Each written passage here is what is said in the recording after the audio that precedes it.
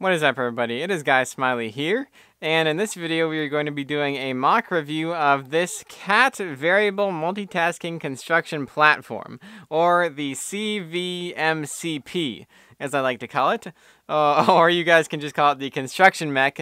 It is the mech that I built for the Space Jam contest, and I wanted to make sure it had a really sci-fi-ish, like really official sounding name, so I just came up with something that was super long and says everything that it can pretty much do. So if you guys want to download this build and build it yourself, or just check out the techniques that I used, you can go to the link in the description and you can download the LDD file for it. The joints on the LDD file are not the ball joints and the Technic pieces that I used for the joints on the shoulders for the arms are not actually able to bend in LDD, so I wasn't able to put it in a better pose.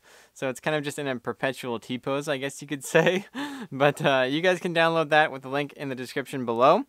This build was one of the 3 builds that I built for the Space Jam contest 2019. I think it was probably the weakest build out of all the 3 builds that I made, because it only got an honorable mention in the category that was for the construction mech category, obviously. I think that if I had more time, there are some things that I would like to change about it. It's just a mech. That's all it is. It's just a cool looking mech. There's not really anything like big or anything super innovative about it. But I think it does look good nonetheless. It's kind of inspired by 2 things: a piece of concept art and a build that I did a long time ago. It was an old construction drone, actually, and I used the same pieces and techniques for the arms on that drone.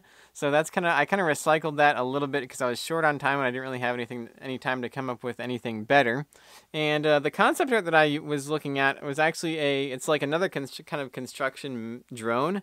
So I had to change it a little bit because obviously the contest parameters were that it had to fit a minifigure. So I figured out the best way to do that was just seat him right there in the center, so he could just kind of overlook. And I put some cool roll cage pieces on there so that if there's any like falling debris or if the mech like tips over or something, he'll be protected.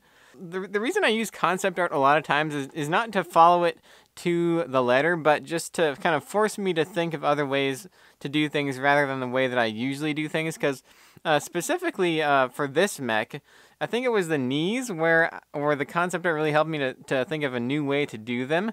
As you can see on the front of the knees here, there is 1x1 dark gray tiles on both knees, and I think those look really good. And whereas I usually kind of do like round tiles on the knees, I did on the arms, the elbows, and the ankles there, I used rounded joints.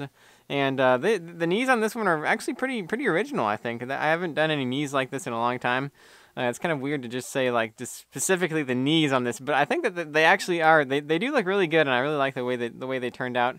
And the concept art kind of helped push me out of the way that I would usually build something like that. And also the shape for the top was inspired by the concept art. As you can see, it's very boxy on the top. It's mainly a square. And then we have an area on the front where it slopes down, and then there's 2 kind of things coming out the sides. These are they're kind of just balances. Maybe they're just balances. There's like weight in there to balance out the weight that would be picked up by the hands.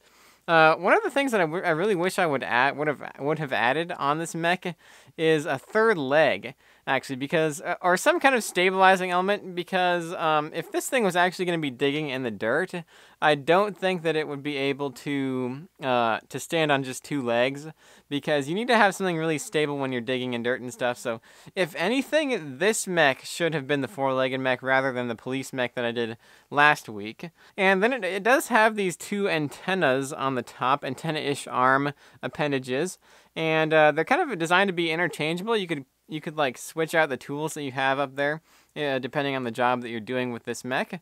And that was also inspired by the concept art. There was 2 arms on the concept art, and then there was these arms on the top that were kind of thinner.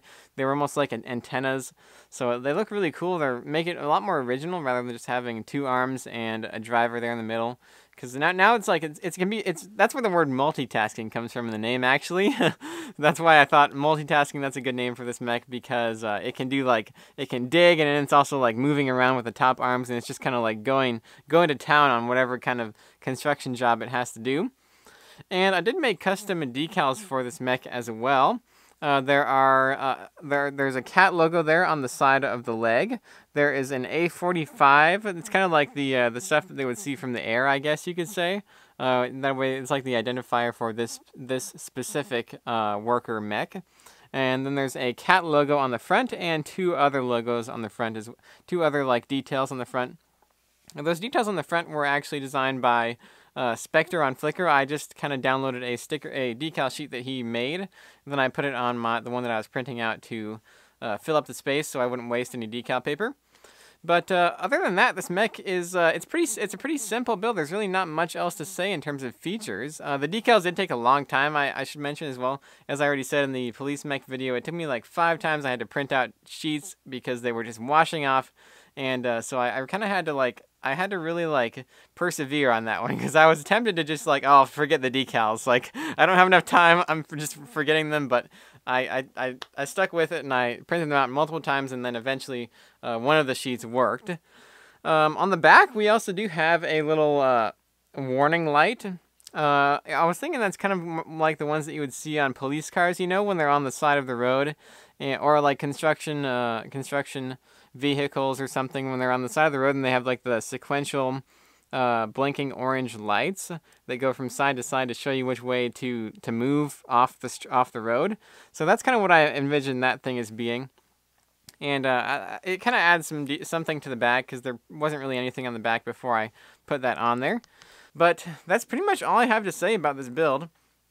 The top, I will say that the top is also pretty cool. I did add some vents there on the top right here.